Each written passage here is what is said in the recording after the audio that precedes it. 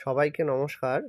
বন্ধুরা দেখতে পাচ্ছেন এই ড্রাগন ফল গাছের ক্যারেটটিতে টমেটো গাছটি কিভাবে হয়েছে নিজে নিজেই। এটিকে লাগাইনি।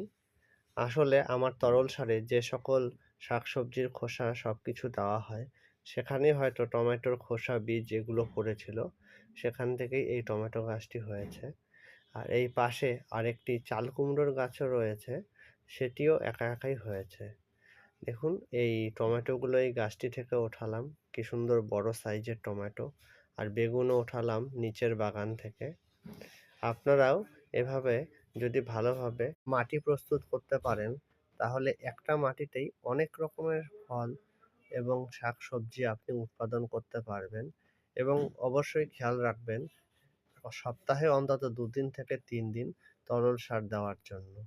আমার এই ভয়েসের সঙ্গে লিপ সিঙ্ক্রোনাইজেশনটা হচ্ছে না, তার কারণ অডিওটি ভালোভাবে রেকর্ডেড হয়নি।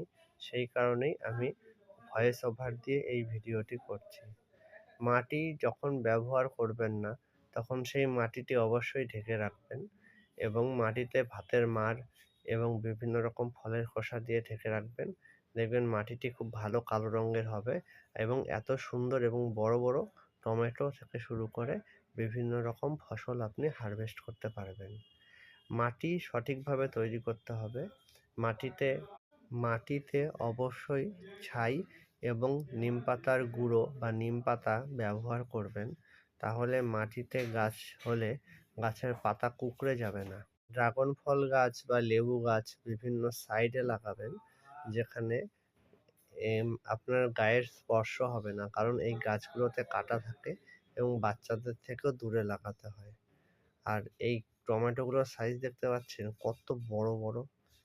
এক হাতের মধ্যে একটি টমেটোর ওজন মিনিমাম ১৫০ থেকে ২০০ গ্রাম হবে এবং এই টমেটোগুলোর স্বাদ এত সুন্দর যে বাজারের টমেটোকে এরা পুষ্টিগুণেও এবং টেস্টে কয়েকবার টেক্কা দিয়ে দিতে পারবে।